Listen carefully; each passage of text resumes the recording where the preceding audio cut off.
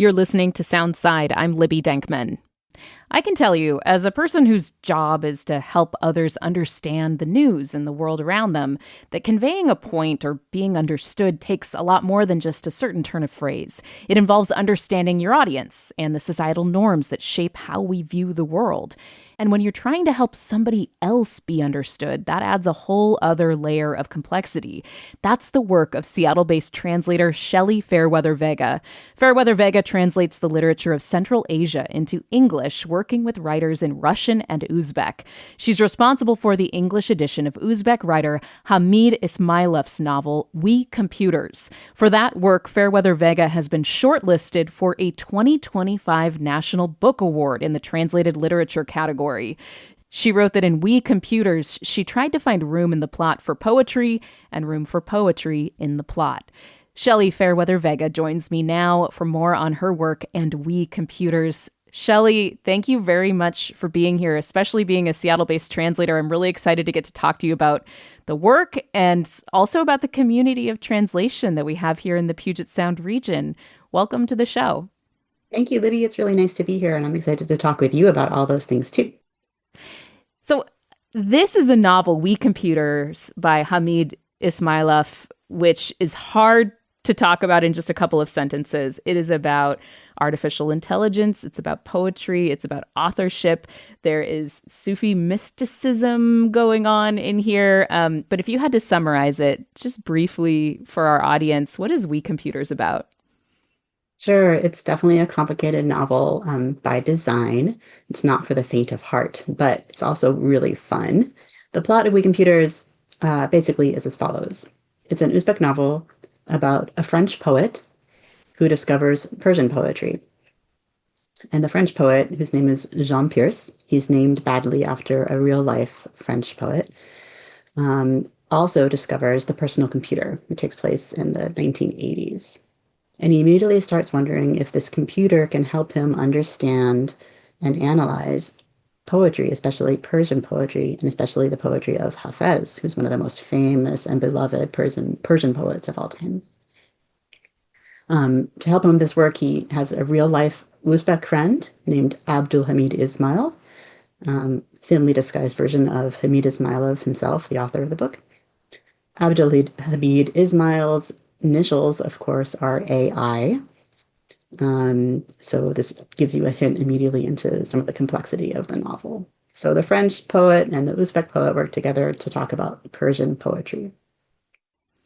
And the whole thing is narrated, from what I can tell, by a computer itself, or a constructed intellect, I believe it's referred to at some point. So there are a lot of layers here. It's not the first time that you have worked with Ismailov, and I understand that you became a fan and then became a translator. What's the background of how you started to translate his works? I've been translating for quite some time, both from Russian and from Uzbek, but I had never read Hamid Ismailov's work at this point in my career. He reached out to me, actually, when he read a translation of an essay I did by an Uzbek political prisoner. And I think his words to me were, I've never met an American who translates Uzbek before. Maybe you'd like to translate one of my stories. So I did. And it's a great story called The Stone Guest. It was published right away on Words Without Borders, which is a great online international literature journal. And we continued working from there. This is actually the fourth novel by Ismailov that I've translated at this point. So at its most basic level, what is your job when you approach a novel like We Computers? As a translator, what are your goals? My goal, and I think other translators will tell you the same thing, but my goal is to help English language readers experience the novel the same way that I experience the novel when I read it in Uzbek. So that involves everything from getting the same impression of the characters, experiencing the imagery the same way, being emotionally exhausted or excited in the same way as I was when I read the book in the original. So we wanted to kind of give people an impression of what it's like when you're first reading in Uzbek and then how the results come out in English. And I wonder if you wouldn't mind if we could kind of do a little practice here where you could read the first couple of lines of the book in Uzbek and then the first couple of lines, same lines in English. Would that be possible? Absolutely. So the beginning is the introduction to our main character, Jean-Pierre, the French poet. Here it is in Uzbek. 3 sentences. Jean-Pierre, uz isimni hecham yoktarmaste. Undan ham otikrok, hu isimning unga koilishe sabablardan bezirde. Urushilare, Fransuz alplaradagi ozerdagan kishlokning mahali kutubxonasida ishlaydigan otasining kuliga San Jean-Pierre degan shoirning Anabasis nomli kitobe tushib Va bu kitobga intezda shaydo balib qilgan Jean-Claude indigina tug'ilgan o'g'lini boshqalar kabi Jean-Pierre yo Jean-Jacques emas, balki ana o'sha yasama va dimog'idor Jean-Pierre nomi bilan ataydi. And then in English, it sounds like this. Jean-Pierre had never liked his own name. Worse, the reasons he had been given that name disgusted him. During the war, while his father Jean-Claude had been working in a local library in a village called Auxerre in the French Alps, he'd gotten his hands on a book called Anabas by a poet called Saint-Jean-Pierre, and Jean-Claude was so quickly enraptured by that book that he decided to name his newborn son not Jean-Pierre or even Jean-Jacques, but Jean-Pierre, a pretentious name of his own creation. And that gives you this sense of humor that Hamid Ismailov is working with. What occurs to you when you first crack open a work that you are going to be trying to translate? Will you first read through the whole thing? Will you let it sink in? Are you going piece by piece? What is that process like? Usually when I'm translating a novel, I try to read the whole thing first. First of all, to see whether I like it well enough to translate it, because translating a book can take 3, 4 months, 6 months, a year. I don't want to live with a book that long if I don't really like it. So I kind of do a pre-screening of the book to make sure I can live with it for that long. And to make sure I think I can do a good job with the translation too. So you told the Seattle Times that translating We Computers was like running a triathlon, back to back to back, trials of strength and endurance.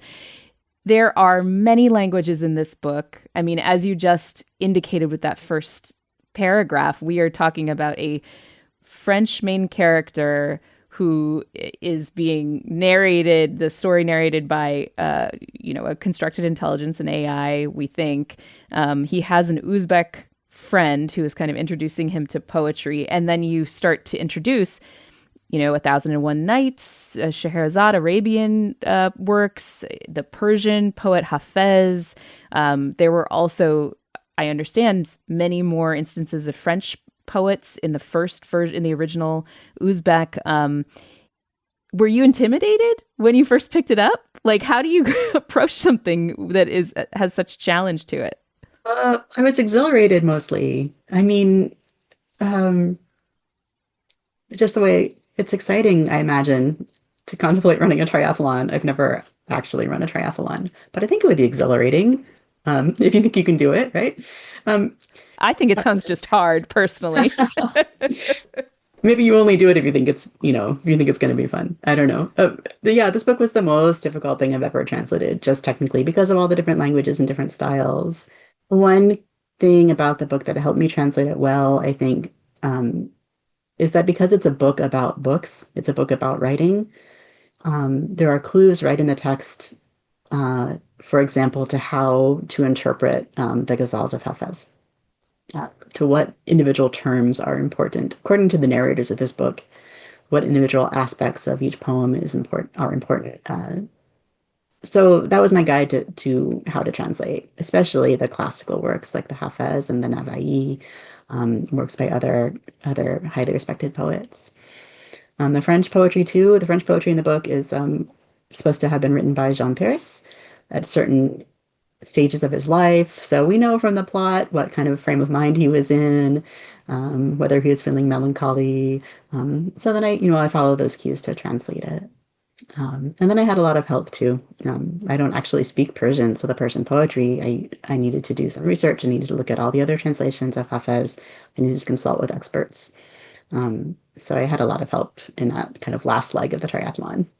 You mentioned that you were approaching the ghazal poetry that's within the book, but the book itself is a ghazal novel. Like it follows the structure of this type of poetry. And so, for folks to understand, what is a ghazal?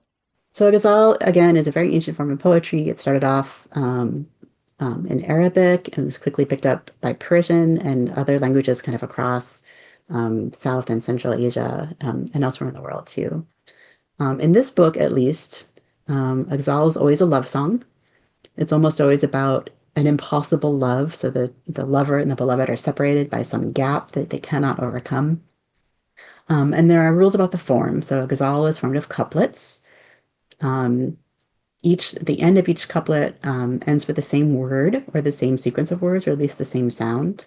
And the poet usually signs the ghazal at the end. So in the last couplet, he'll refer to himself, mention himself by name. That's how you know whose ghazal it is, because after all, these were performed orally usually and not written down, often for years and years and years.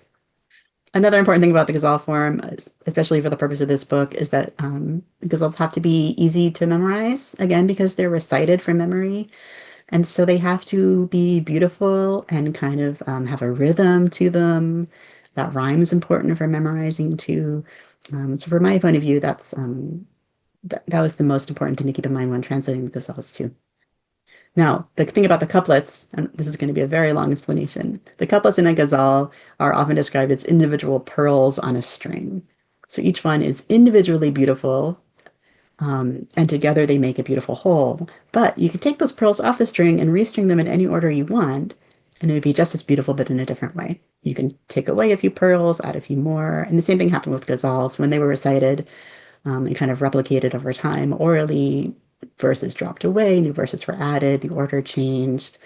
So you can read this book the same way, actually. You can almost read it out of order. You could discard a chapter, repeat a chapter. And when Hamid Ismailov first published it in Uzbek, actually, he published it on Telegram, the messaging service, one chapter at a time. So again, this discreetly, individually beautiful work of art, strung along bit by bit with others next to it to make the whole novel in this case. I would love if you could read just a little bit of one of the ghazals that is included by Hafez, who's the 14th century Persian poet. This is on page 55, and the reader is coming across this really early on in the novel. Ismailov writes that this is the poem that emerges when the main character types Hafez Ghazal into a search engine. So it's like supposed to kind of be your entry point.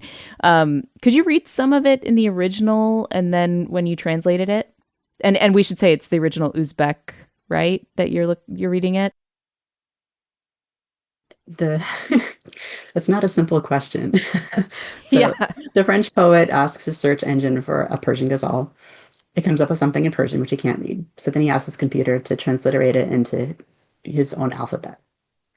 So this is the result of that, first of all. Um, and I'll read you like the first few couplets of this one. And keep in mind, this is my Persian translation, which is just phonetic based on what I see on the page. Ay nasim me sahar aramgal yar kojast. Manzalayan mai ashek kosh eyar kojast. Shabetar asto rai vadie aman darpish. Atash tur koja mawere didar kojast. Harke amad bijahan nakshe karabidarad. Dar karabat leuid ke hushar kojast. So probably even if you don't understand Persian, or if my pronunciation is too bad, you can still pick up the rhyme at the end of every other line. And the idea that it's kind of couplets, individual couplets. So Jean-Pierre finds this ghazal that he can now pronounce, but he can't understand. So of course he asks another computer program to translate it.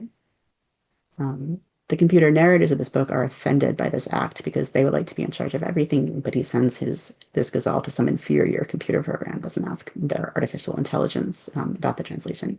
So here's what the inferior computer program came up with. Oh, morning breeze, where is her resting place? Where is this killer lover's home? The night is dark and evil's valley lies ahead. Which is Mount Flame? Where is our meeting place? Whoever comes into the world has a duty to destroy. Tell me in destruction, where is one vigilante? So it starts off sounding kind of like a poem, but then it becomes ridiculous, um, like a lot of machine translation.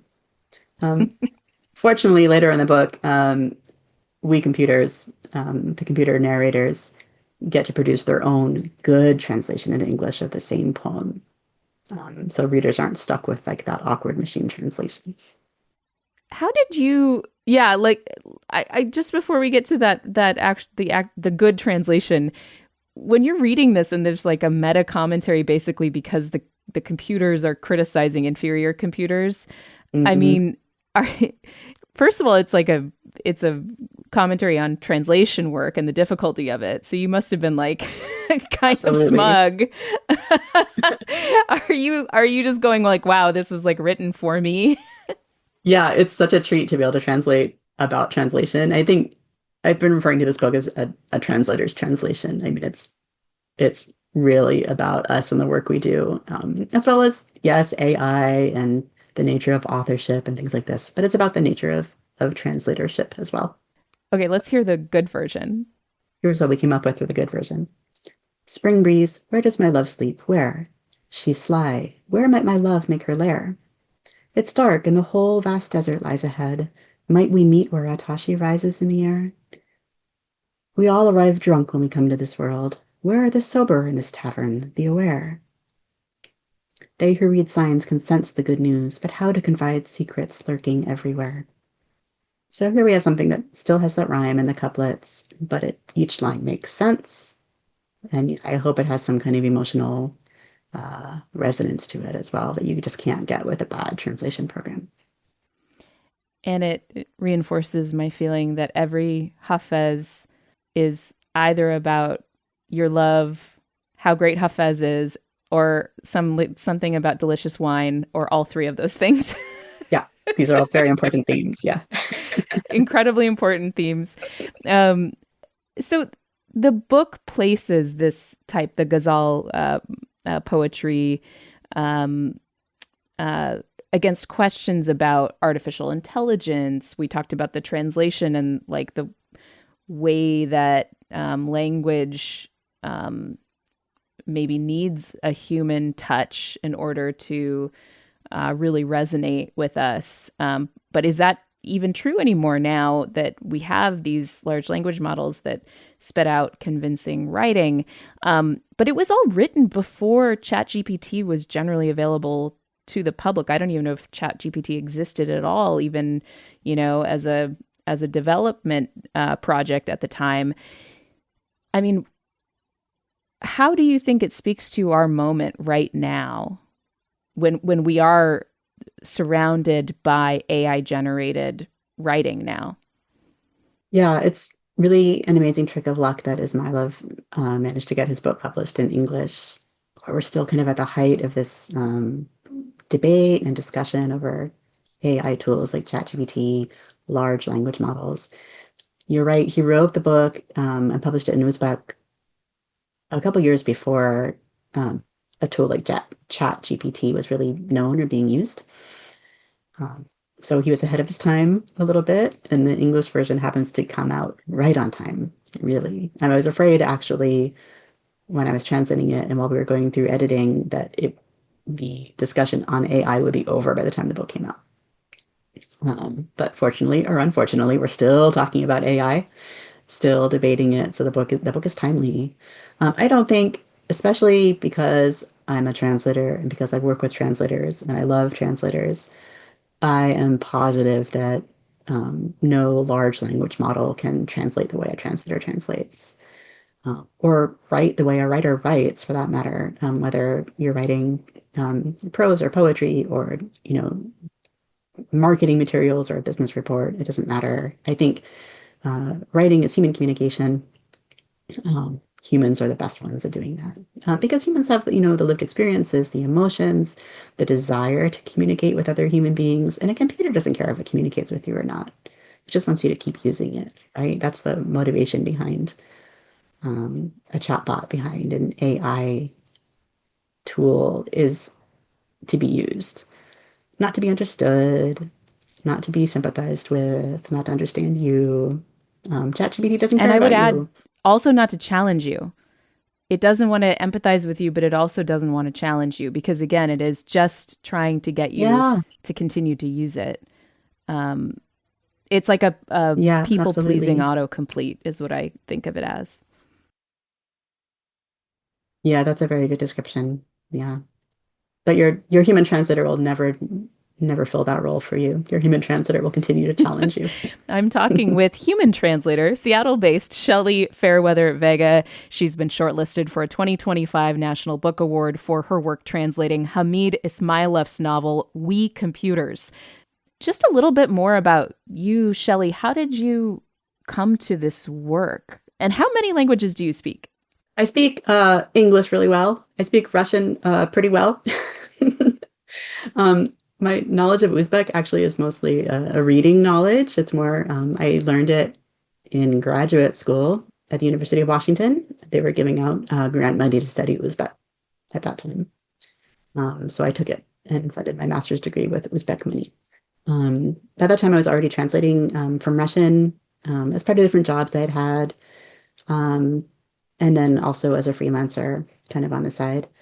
Um, there's, to be a good translator, you have to have excellent language skills, obviously, but you also have to have something sort of separate, which are translation skills. So how do you process a text in one language and come up with something equivalent in your language?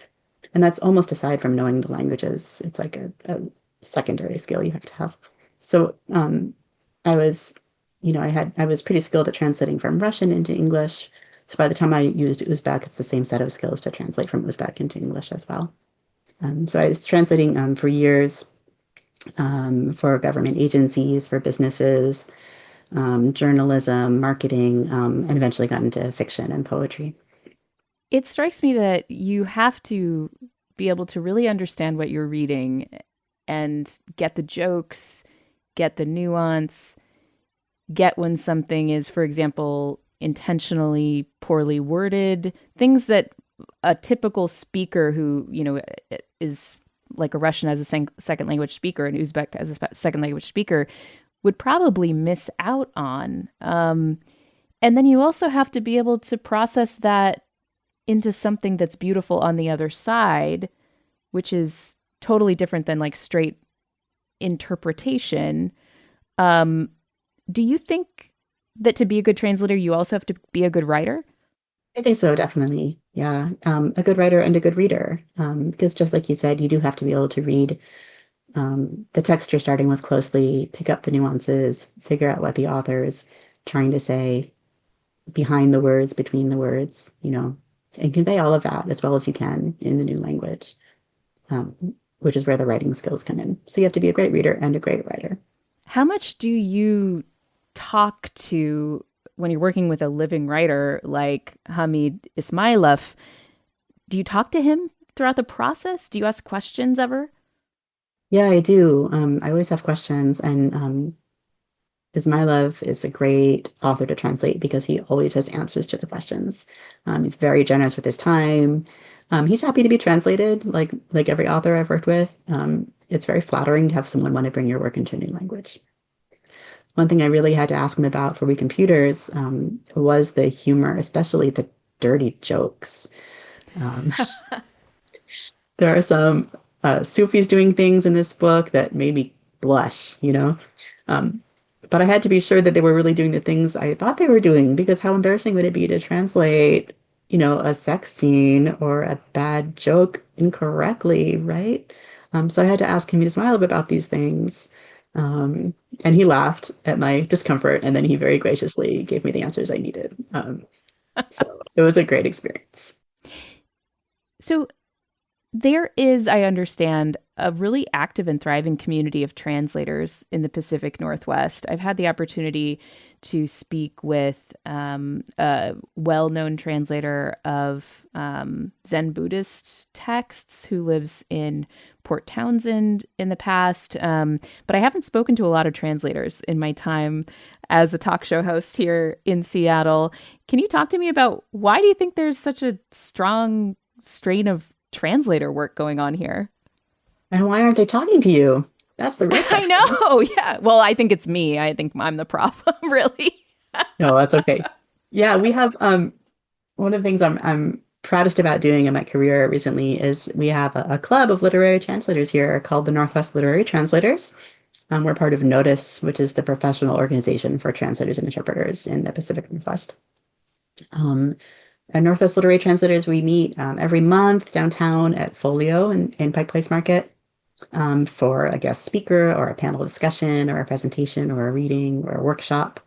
And it brings together translators working on all kinds of genres, poetry, science fiction, literary fiction, memoirs, and from many different languages. So our members right now are working on like the memoir, like a biography of a German punk band, and Arabic science fiction, and indigenous poetry from Latin America, and everything in between. Um, why is it that there are so many awesome literary translators doing great things in Seattle? I don't know. I think there's just another wonderful thing about the Seattle area.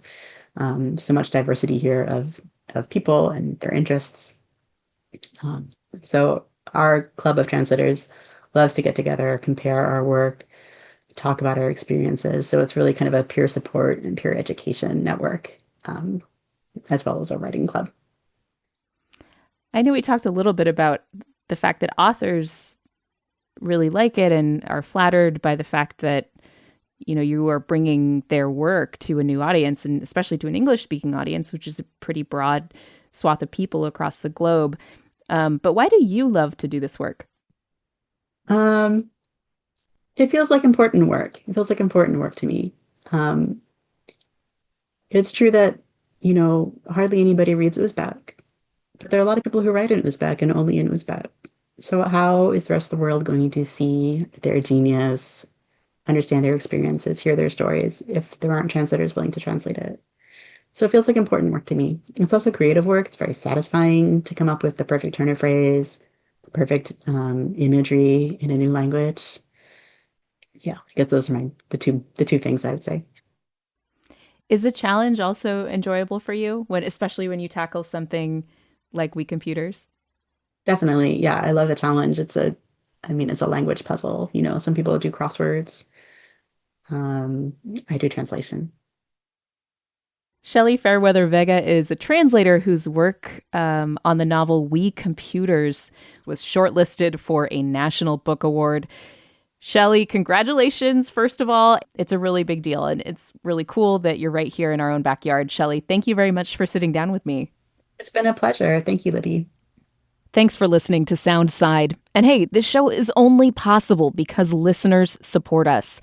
If you are able to give right now, check out the show notes for a link to donate. And don't forget, you can listen live on KUOW 94.9 FM Seattle at noon and 8 p.m., Monday through Thursday, or anytime online at KUOW.org.